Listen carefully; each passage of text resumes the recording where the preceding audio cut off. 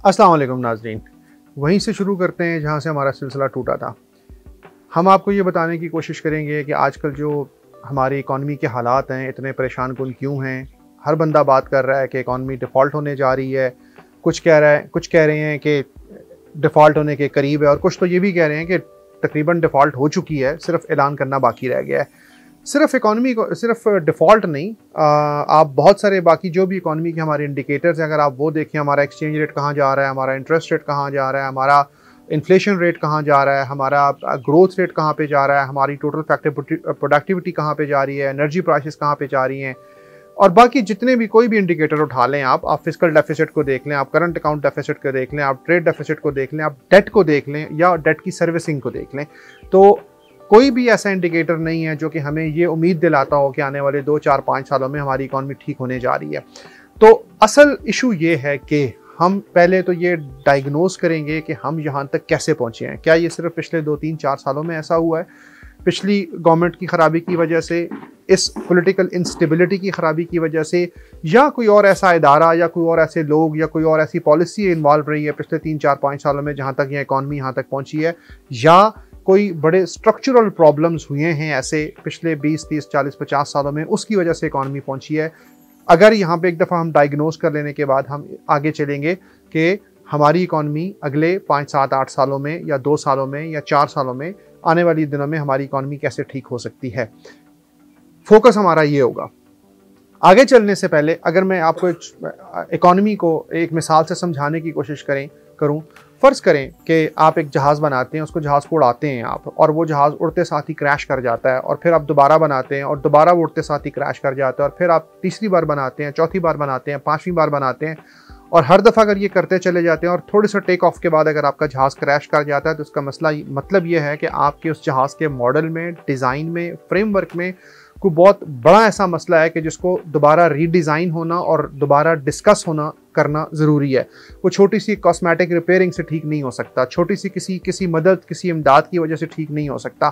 तो बिल्कुल ऐसी ही मिसाल हमारी अपनी इकॉनमी की है कि IMF ने इसको एक दफ़ा ठीक करने की कोशिश की, दोबारा ठीक करने की कोशिश की, तीसरी बार ठीक करने की कोशिश की, और आज 22-23 दफ़ा, और फिर आज हम फिर उसी IMF की तरफ देख रहे हैं कि हमें अब दोबारा किसी तरीके से इसको ठीक करने की कोशिश करें। तो इसका मतलब ये हुआ कि हमारी इकॉनमी का कोई ऐसा स्ट्रक्चरल मसला है, हमारे मॉडल में मसला है, हमारे फ्रेमवर्क में मसला है, हमारी थ्योरेटिकल अंडरस्टैंडिंग में मसला है।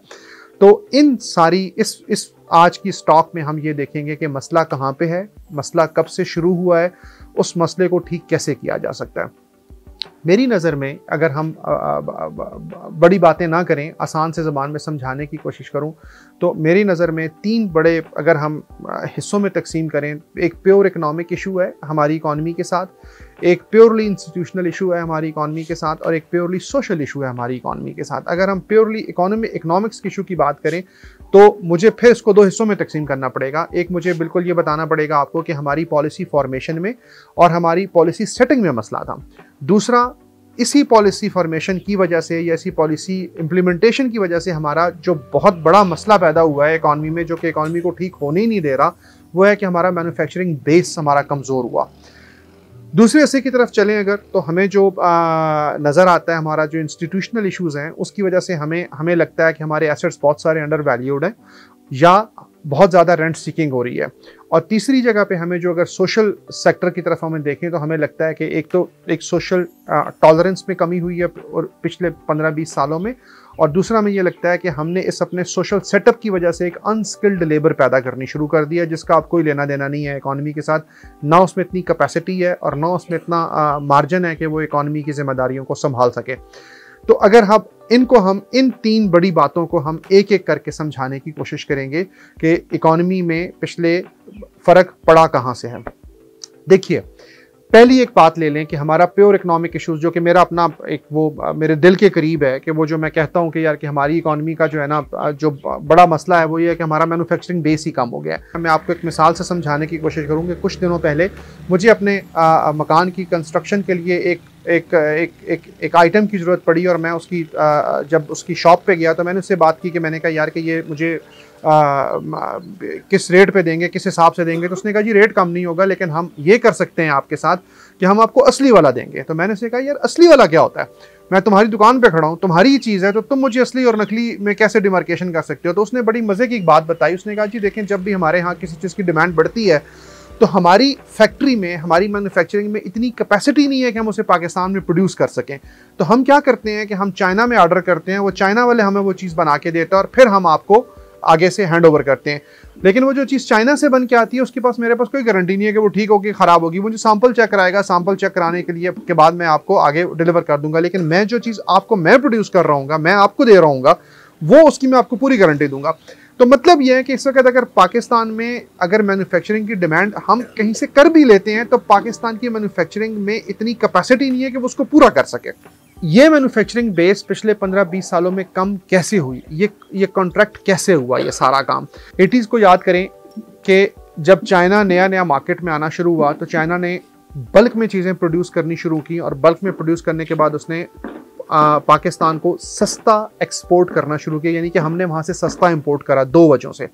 एक तो चाइना की अपनी पॉलिसी थी कि उसको सस्ता पड़ता था, उसने सस्ता बेचा, और साथ हमने 2 काम किए। एक हमने ये किया कि हमने फ्री ट्रेड एग्रीमेंट्स किए चाइना के साथ। फ्री ट्रेड एग्रीमेंट्स का मतलब ये होता है आसान ज़ुबान में कि हम चाइना के साथ अपने ट्रेड एग्रीमेंट्स के लिए कुछ इस तरह से सेटिंग करते हैं, किसी भी मुल्क के साथ हम प्रेफरेंशियल ट्रेड उसको कहते हैं कि PTS कर लिए या FTS कर लिए, प्रेफरेंशियल ट्रेड्स या फ्री ट्रेड्स एग्रीमेंट्स। जो हमने ये जो फ्री ट्रेड एग्रीमेंट्स किए हैं या जो प्रेफरेंशियल ट्रेड एग्रीमेंट्स किए हैं, ये हमसे या तो गलत हुए हैं या हमने ठीक बार्गेन नहीं कर सके इनके साथ। हमने उनको वो चीज़ें प्रोड्यूस करने के लिए या उन चीज़ों को बेचने के लिए एग्रीमेंट कर लिया कि जो यहाँ पे कम प्रोड्यूस होती थी या उनको ज़रूरत ही नहीं थी, और हमने उनके साथ जो उनसे इंपोर्ट करने के लिए हमने जो एग्रीमेंट्स किए तो वो उन्होंने हमें प्रोड्यूस करके यहाँ पे बेचे। ओवर द टाइम ये हुआ कि हमें इतना सस्ता पड़ा वो, और हमने इतना ज़्यादा ख़रीदा कि हमारी जो लोकल मैन्युफैक्चरिंग की डिमांड थी ये कम होती चलेगी, और अल्टीमेटली प्रोटेक्शन के बावजूद हमारी इंडस्ट्री आहिस्ता आहिस्ता बंद होती चली गई।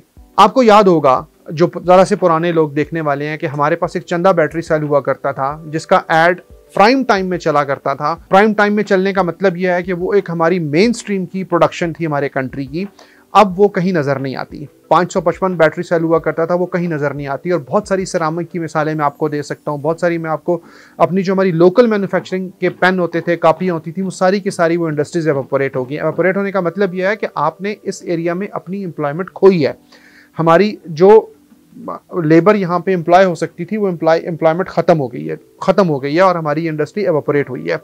साथ एक और काम हुआ जो आज जिसने हमारी इकॉनमी में को बहुत बड़ा रोल प्ले किया इसको ख़राब करने में, उसको हम कहते हैं कि हमने अपने एक्सचेंज रेट को ओवर वैल्यू रखा है। देखिए एक्सचेंज रेट होता क्या है। एक्सचेंज रेट का सादा सा मतलब यह है कि इस इतने रुपयों के इव्स मुझे दूसरी करेंसी कितनी मिलेगी। बिल्कुल ऐसे ही है जैसे कि आप मार्केट में जाते हो तो आप कहते हैं कि मुझे 100 रुपए के कितने आलू या 100 रुपए के कितने प्याज मिलेंगे।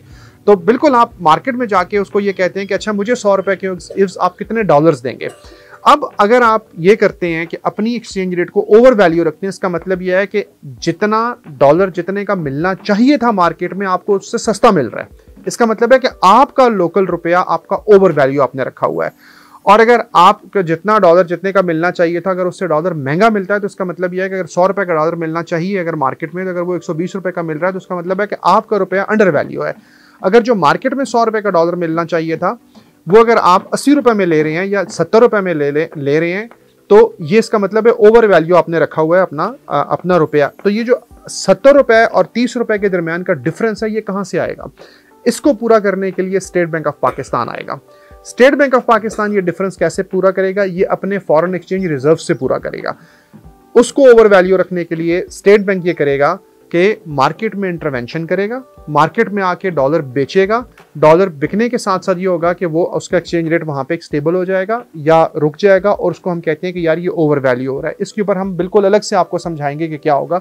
एक्सचेंज रेट को ओवर वैल्यू रखने से बात क्या होगी कि आपकी जो इम्पोर्ट्स होंगी वो आपके लिए सस्ती हो जाएंगी, और एक्सपोर्ट जो आप दूसरे कंट्री को कर रहे हैं वो उनके लिए ये आपकी चीज़ महंगी हो जाएंगी। यानी कि वो आपसे पहले से कम खरीद रहे होंगे और आप उनकी चीजें पहले से ज्यादा खरीद रहे होंगे। मतलब ये हुआ कि अगर आपकी वो चीजें खरीद नहीं रहे हैं तो आप बना नहीं रहे हैं। अगर आप बना नहीं रहे हैं तो इसका मतलब है कि आपकी local industry Aahista Aahista Aahista Aahista shrink होती चली जाएगी। यानी कि जो प्योरली आपकी इकोनॉमी को हिट पड़ी है, वो हिट कैसे पड़ी है कि या तो आपने एफटीएस किए या एफटीएस गलत किए। एफटीएस होने चाहिए, पीटीएस होने चाहिए, लेकिन असल बात ये होती है कि आप उसको बार्गेन किस लेवल पे जाके करते हैं। अगर आपकी बार्गेन गलत हुई है या आपने बार्गेन गलत किया है तो इसका मतलब यह है कि आपको उसकी कॉस्ट पे करनी पड़ेगी। तो हमने कॉस्ट कैसे पे किया है कि हमारा ओवरऑल हमारा जो मैन्युफैक्चरिंग बेस है वो खराब हुआ है, वो कम हुआ है पहले से। और दूसरी बड़ी बात यह है कि हमारी एक्सचेंज रेट की वजह से, एक्सचेंज रेट ओवर वैल्यू रखने की वजह से हमने रिजर्व्स पे तो हिट खाई ही खाई है, डिफॉल्ट के करीब तो पहुंचे ही पहुंचे हैं, लेकिन इसने हमें इंडस्ट्रियल बेस या मैन्युफैक्चरिंग बेस को कम करने में भी बहुत बड़ा रोल प्ले किया है। तो ये तो हुई एक बात कि हमारी इकोनॉमी का जो सबसे बड़ा मसला है जो मुझे नज़र आता है वो ये है कि हमारी मैन्युफैक्चरिंग बेस कम हुई है। और दूसरा जो हमारे दिलों के वो जो हम कहते होते हैं कि यार कि हमारी ग्रोथ इसलिए कम हो रही है कि हमारी यहाँ पे इन्वेस्टमेंट ही नहीं हो रही है, और ना कोई बंदा बात कर रहा है इन्वेस्टमेंट के ऊपर।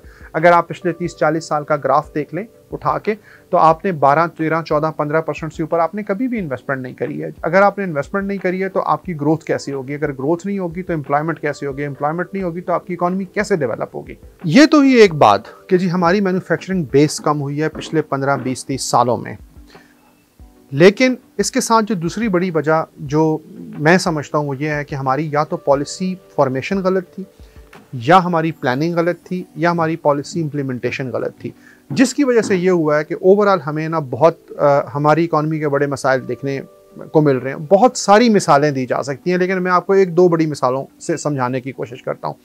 95 में मैंने एक आर्टिकल पढ़ा था। 95 से मुराद यह कि आज से 28 साल पहले मैंने एक आर्टिकल पढ़ा था कि जी 7 देयर आर 7 sick sisters। मतलब ये है कि 7 बीमार बहनें। तो ये जो हमारी 7 पब्लिक सेक्टर एंटरप्राइजेस थी, PIA शामिल था, उसमें रेलवे शामिल थी, उसमें वापडा शामिल थी, उसमें पाकिस्तान ब्रॉडकास्टिंग शामिल था, PBC शामिल थी, उसमें NLC थी, उसमें कराची स्टील मिल थी।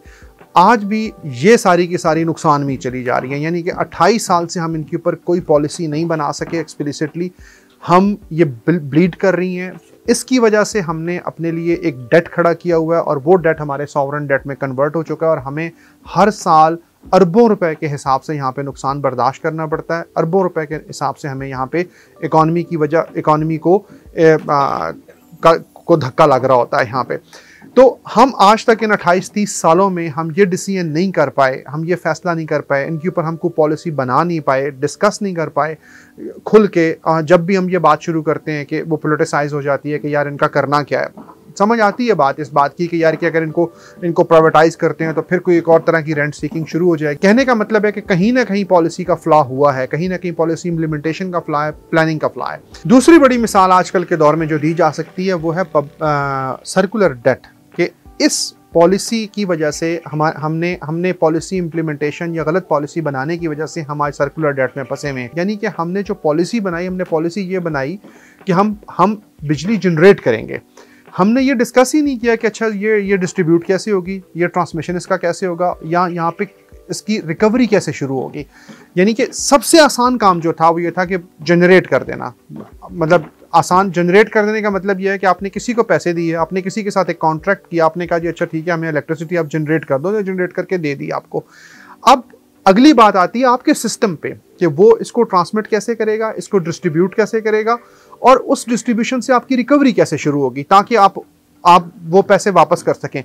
अब जब आपकी वो प्रॉपर तरीके से डिस्ट्रीब्यूशन नहीं हुई, प्रॉपर तरीके से ट्रांसमिशन नहीं हुआ, प्रॉपर तरीके से जब रेवेन्यूज वहां से नहीं आया, तो आपके ऊपर आपने जिससे पैसे लिए हुए थे आपने उसके पैसे नहीं दिए, उसने पिछले के पैसे नहीं दिए, उसने पिछले के पैसे नहीं दिए, और वो होते होते एक सर्कुलर डेट की एक हमें टर्म सुनने को मिली पिछले 15 सालों में। 2005-6 में मैंने पहली दफ़ा ये बात सुनी थी कि जी हमारे यहाँ मुल्क में जो सबसे बड़ा क्राइसिस आने वाला है वो सर्कुलर डेट का आने वाला।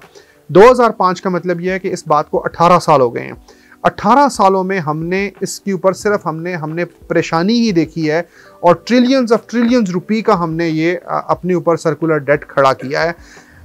हैरत की बात यह है कि चंद एक इंस्टीट्यूट्स के अलावा कहीं पे भी सर्कुलर डेट की बात नहीं होती है। कहीं पे भी ये बात ही नहीं होती है कि पब्लिक सेक्टर एंटरप्राइजेस को हमने किस तरह से इनसे जान छुड़ानी है, या इस लॉसेस को कैसे ख़त्म करना है।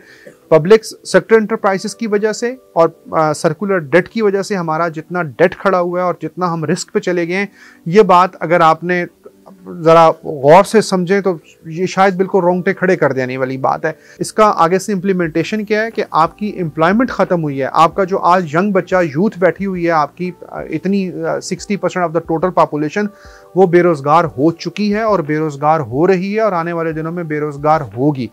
ये और दूसरी बात कि आपकी पब्लिक सेक्टर एंटरप्राइजेस और तीसरी बात आपकी डेट, सर्कुलर डेट। इन सिर्फ 3 चीज़ों की वजह ही काफ़ी होती है किसी मुल्क को डिफ़ॉल्ट करा देने की। अभी हमने इंस्टीट्यूशनल रिफॉर्म्स के ऊपर बात करनी है, हमने इंस्टीट्यूशनल फ्रेमवर्क के ऊपर बात करनी है कि हमें वहाँ पे कैसे इश्यूज़ हुए हैं और हमने अनस्किल्ड लेबर कैसे पैदा की है पिछले 20-30 सालों में, हमने उसके ऊपर बात करनी है। आज 18-20 साल 25 साल हो गए हैं, ना हमने इनको डिस्कस किया है, ना किसी टीवी शो पे, ना टॉक शो पे, ना किसी संजीदा जगह पे ये बात हो रही है और ना कोई बात कर रहा है, ना कोई समझ रहा है। इन्हीं बातों को समझना है तफसील के साथ, इन्हीं बातों को करना है और इन्हीं बातों से कोई लाए अमल बना के कुछ चीज़ सोचना शुरू करना है कि आने वाले दिनों में